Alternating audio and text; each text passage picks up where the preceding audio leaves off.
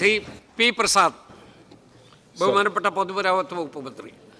കേരളത്തിൻ്റെ അടിസ്ഥാന സൗകര്യ വികസന ചരിത്രത്തിൽ നമ്മുടെ റോഡ് വികസനത്തിന് അതീവമായ പ്രാധാന്യമുണ്ട്. ഇത് കണക്കിലെടുത്തുകൊണ്ടാണ് കഴിഞ്ഞ ഇടതുപക്ഷ സർക്കാരിൻ്റെ കാലഘട്ടത്തിൽ സംസ്ഥാനത്തിൻ്റെ വികസന കാഴ്ചപ്പാടിൻ്റെ കേന്ദ്രബിന്ദുവായി നമ്മുടെ റോഡ് അടിസ്ഥാന സൗകര്യ വികസനം ഉയർത്തിപ്പിടിക്കപ്പെട്ടത്. ഈ ഗവൺമെൻറ്റും റോഡ് വികസനത്തിൻ്റെ കാര്യത്തിൽ ആ ഗൗരവത്തിൽ തന്നെ മുന്നോട്ട് പോകും എന്നാണ് മനസ്സിലാക്കാൻ കഴിയുന്നത്.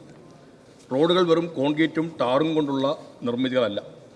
അവ ഒരു സമൂഹത്തിൻ്റെ സാമ്പത്തിക ഉയർച്ചയുടെയും സാമൂഹിക പുരോഗതിയുടെയും വികസന നിലവാരത്തിൻ്റെയും പ്രതിഫലനമാണ്. സംസ്ഥാനത്തെ പൊതുമരാമത്ത് വകുപ്പിൻ്റെ റോഡുകളടക്കം 100 കണക്കിന് റോഡുകളുടെ വികസന പദ്ധതികൾ പാതി വഴിയിൽ നിലച്ചിരിക്കുന്ന സ്ഥിതി അതീവ ഗുരുതരമാണ്. വികസനത്തിൻ്റെ പേരിൽ ആരംഭിച്ച പദ്ധതികൾ സമയബന്ധിതമായി പൂർത്തിയാക്കാൻ കഴിയാത്തത് ജനങ്ങളുടെ ദൈനംദിന ജീവിതത്തെയും സംസ്ഥാനത്തിൻ്റെ സാമ്പത്തിക പ്രവർത്തനങ്ങളെയും പ്രതികൂലമായി ബാധിക്കുകയാണ്. റോഡുകൾ പൊളിച്ചിട്ടിട്ട് നിർമ്മാണം പൂർത്തിയാക്കാതെ മാസങ്ങളോളമായി ഉപേക്ഷിക്കപ്പെട്ടിരിക്കുന്ന അവസ്ഥയിലാണ്. ഇതിൻ്റെ ഫലമായി വിദ്യാർത്ഥികൾക്കും തൊഴിലാളികൾക്കും രോഗികൾക്കും സാധാരണ ജനങ്ങൾക്ക് യാത്ര ദുരിതപൂർണമായി മാറിയിരിക്കുകയാണ്. പൊടിശല്യം, ഗതാഗതക്കുരുക്ക്, അപകടങ്ങൾ, മഴക്കാലത്തെ ചെളിക്കുണ്ടുകൾ, വാഹനങ്ങളുടെ അറ്റകുറ്റപ്പണികളുടെ ചെലവ് വർദ്ധിക്കൽ തുടങ്ങിയവയെല്ലാം ജനജീവിതത്തെ സാരമായി ബാധിക്കുന്നു എന്നതിൻ്റെ ഏറ്റവും പ്രധാനപ്പെട്ട ഘടകങ്ങളാണ്. നിർമ്മാണ പ്രവർത്തനങ്ങൾ നിർത്തിവെച്ചതിൻ്റെ പ്രധാന കാരണമായി ടാറിൻ്റെ ലഭ്യതക്കുറവും നിർമ്മാണ സാമഗ്രിയുടെ വിലക്കയറ്റവുമൊക്കെ കരാറുകാർ ചൂണ്ടിക്കാണിക്കുന്നുണ്ട്.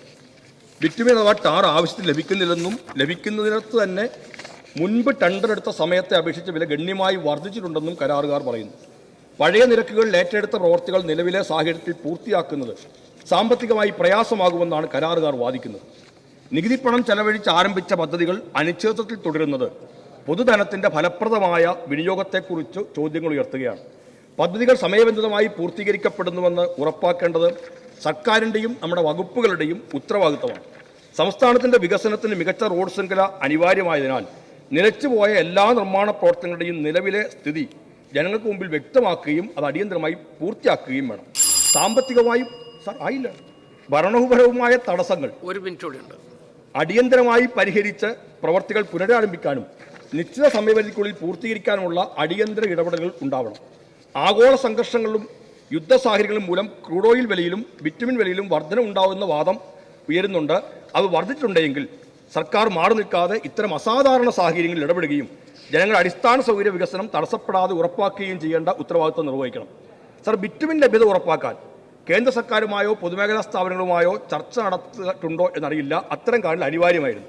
ബിറ്റുമിൻ ലഭ്യത ഉറപ്പാക്കുന്നതിനായി കേന്ദ്ര സർക്കാർ, പൊതുമേഖല എണ്ണ കമ്പനികൾ എന്നിവയായി പ്രത്യേകമായി ഏകോപനം നടത്തുകയും ഇവയുടെ വിലവർദ്ധനവ് കണക്കിലെടുത്ത് കരാറുകളുടെ നിരക്കുകൾ യാഥാർത്ഥ്യബോധത്തോടെ പുനഃപരിശോധിക്കുകയും വേണം. പാതി വഴിയിൽ നിലച്ചിരിക്കുന്ന പ്രവർത്തികൾക്കായി പ്രത്യേകമായ സംവിധാനങ്ങൾ ഉണ്ടാക്കണം. സംസ്ഥാനത്തെ റോഡ് വികസന പദ്ധതികൾക്ക് ആവശ്യമായ ബിറ്റുമിൻ ലഭ്യത ഉറപ്പാക്കുന്നതിനും വസ്തുക്കളുടെ വിലവർദ്ധന അടിസ്ഥാനമാക്കി യുക്തിസഹമായ നിരക്ക് പുനഃപരിശോധിക്കുന്നതിനും അടിയന്തരമായി ഇടപെടണം. യുദ്ധം നടക്കുന്ന ഭരണകൂടങ്ങളിൽ പോലും അവരുടെ അടിസ്ഥാന സൗകര്യ വികസനം സംരക്ഷിക്കാൻ പ്രത്യേകമായ പദ്ധതികൾ ആവിഷ്കരിക്കുന്നതായി മനസ്സിലാക്കുമ്പോൾ നമ്മൾ കേരളത്തിൽ യുദ്ധത്തെ കാരണമായി പറഞ്ഞ് റോഡ് നിർമ്മാണം അനിശ്ചിതമായി നീട്ടുപോകുന്നത് ശരിയല്ല. ജനങ്ങളുടെ ക്ഷമയെ പരീക്ഷിക്കുന്ന തരത്തിലേക്ക് പലയിടങ്ങളിലും ഈ പ്രശ്നം മാറുന്നു. റോഡുകൾ ഞാൻ നേരത്തെ പറഞ്ഞതുപോലെ വികസനത്തിൻ്റെ സൂചിക മാത്രമല്ല, ജനങ്ങളുടെ അവകാശം കൂടിയാണ്. അതിനാൽ പാതി വഴിയിൽ ഉപേക്ഷിക്കപ്പെട്ട എല്ലാ റോഡുകളുടെയും ജില്ല തിരിച്ചുള്ള വിവരങ്ങൾ സർക്കാർ പുറത്തുവിടണം.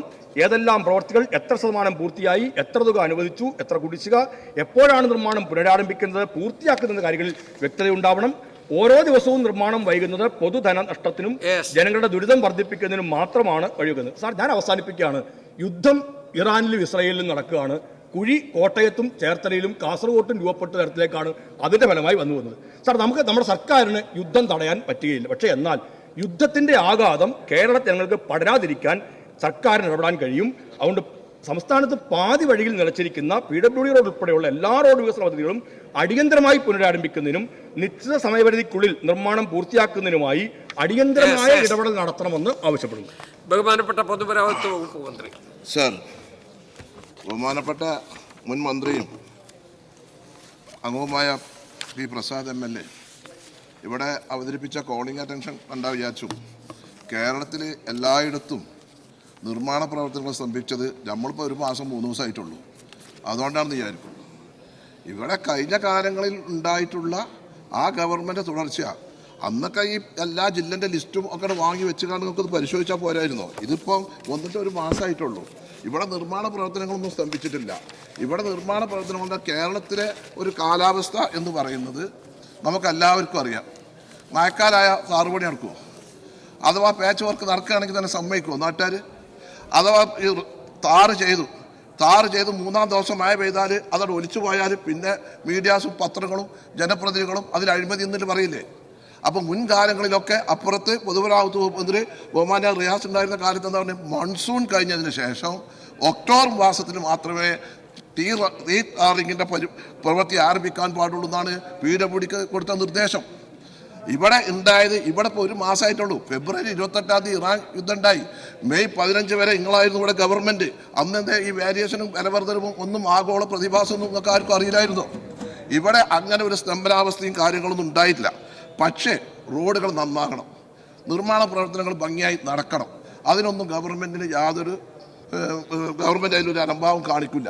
ഇപ്പോൾ ഉണ്ടായിട്ടുള്ള പ്രയാസം എന്ന് പറഞ്ഞാൽ ബിറ്റുമന, പിന്നെ കരാറ്, ഒരു എഗ്രിമെൻ്റ് വെച്ചാൽ, ബഹുമാനപ്പെട്ട അങ്ങ് കൃഷി വകുപ്പ് മന്ത്രി ആയിരുന്നല്ലോ, ഒരു എഗ്രിമെൻ്റ് വെച്ചാൽ ആ എഗ്രിമെൻറ്റിലെ റേറ്റ് പ്രകാരം ആണ് ആ വർക്ക് നടക്കേണ്ടത്.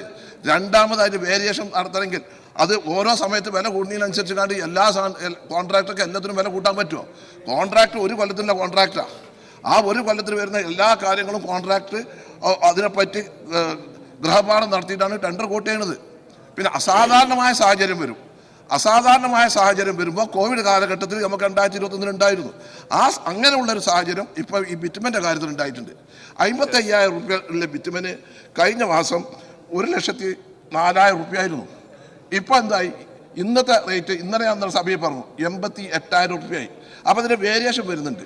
അപ്പോൾ എല്ലാ അംഗങ്ങളും എല്ലാവരും ഈ പ്രശ്നം നമ്മുടെ ശ്രദ്ധയിൽപ്പെടുത്തിയിട്ടുണ്ട്. മന്ത്രിമാരൊക്കെ, ബഹുമാനപ്പെട്ട മുഖ്യമന്ത്രിക്ക് ഫയൽ കൊടുത്തിട്ടുണ്ട്, ധനകാര്യ വകുപ്പിന് ഫയലുണ്ട്. അപ്പം അതിൽ ഒരു വിഷയം എന്താ വെച്ചാൽ പൊതുമരാമത്ത് വകുപ്പിന് മാത്രമല്ല ബിറ്റുമൻ്റെ ആ വേരിയേഷൻ കിട്ടേണ്ടത്, പഞ്ചായത്തുകളും ജലസേചന വകുപ്പും അവർക്ക് കൂടി ആകണം. അതുകൊണ്ട് ആ ഫയൽ പോയിട്ടുണ്ട്. അടുത്ത മന്ത്രിസേവത്തിന് അതിന് പരിഹാരം ഉണ്ടാവും. അങ്ങനെ ബഹുമാനപ്പെട്ട മന്ത്രി പറയരുത് ഞാൻ വന്നിട്ട് ഒരു മാസമായിട്ടുള്ളൂ, ഒന്നും നിന്നിട്ടില്ല, ഒക്കെ വളരെ ഉഷാറായിട്ട് നടക്കുകയാണ്. ചോദ്യം.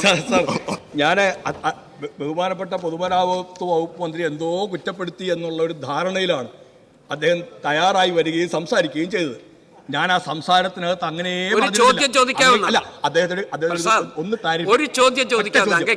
അതുകൊണ്ട് അദ്ദേഹം പറഞ്ഞതിനകത്ത് തന്നെ കാര്യം വന്നു. ഞാൻ ഉദ്ദേശിച്ചത് തന്നെയാണ്. യുദ്ധത്തിന്റെ പേരിൽ ബിറ്റുമിൻ ലഭ്യമല്ല അല്ലെങ്കിൽ വില കൂടുതലാണ് എന്ന് പറഞ്ഞിട്ടാണ് പലയിടങ്ങളിലും ഈ പരിപാടി ഇപ്പോഴാണ് നിലച്ച മട്ടായിരിക്കുന്നത്. ഇത് ഒരിടത്തെ അല്ല, എല്ലായിടത്തെയും പ്രശ്നമാണ്. അദ്ദേഹം തന്നെ പറഞ്ഞു എല്ലാവരും ഈ കാര്യം ഉന്നയിക്കുന്നുണ്ടെന്ന്. ഇതിന് നമുക്ക് സെൻട്രൽ PWD മറ്റും ചെയ്തതുപോലെ ഒരു പ്രത്യേകമായ പാക്കേജ് പ്രഖ്യാപിക്കാൻ കഴിയുമോ? അദ്ദേഹം പറഞ്ഞ കോവിഡിൻ്റെ കാലം പറഞ്ഞതുപോലെ ഒരു ഇടപെടൽ നടത്താൻ പറ്റുമോ? മൺസൂണൊക്കെ കഴിഞ്ഞിട്ട് ചെയ്താൽ മതി, മഴക്കാലം കഴിഞ്ഞിട്ട് ചെയ്താൽ മതി. ഒരിടപെടൽ ഗവൺമെന്റ് നടത്തുന്നു എന്ന് അദ്ദേഹം സൂചിപ്പിച്ചിട്ടുണ്ട്. അത് തീവ്രഗതിയിലാക്കി സഹായിക്കാൻ കഴിയുമോ എന്നുള്ളതാണ് ബഹുമാനപ്പെട്ട മന്ത്രി. ഞാൻ പറഞ്ഞല്ലോ, നമ്മളത് അടുത്ത ഈ മാസം ക്യാബിനറ്റിൽ അത് വരും. മുഖ്യമന്ത്രിൻ്റെയും ധനകാര്യമന്ത്രിൻ്റെയും പരിഗണനയിലാണ് ആ വിഷയം. അതിനനുകൂലമായ ഒരു സാഹചര്യം ഉണ്ടാവും. ഇപ്പം യുദ്ധം ഉണ്ടായി, വിമാനത്തിൻ്റെ ടിക്കറ്റ് 55,000 1,00,000 രൂപ ഗൾഫിൽ നിന്ന് കട്ട് കേന്ദ്ര ഗവൺമെൻറ് സബ്സിഡി കൊടുക്കുന്നുണ്ടോ? ടിക്കറ്റ് റേറ്റ് വെട്ടിക്കുറക്കുന്നുണ്ടോ? ഇല്ലല്ലോ. അപ്പം നമ്മൾ ഏതായാലും ഇവിടെ അതിൻ്റെ പ്രതിസന്ധിയൊക്കെ വെച്ച് നമ്മളൊരു മാന്യമായ തീരുമാനം എടുക്കും. ആർക്കും ഇരക്കും മുള്ളിനും കേടില്ലാത്ത വിധത്തിൽ ഒരു തീരുമാനം ഉണ്ടാവും.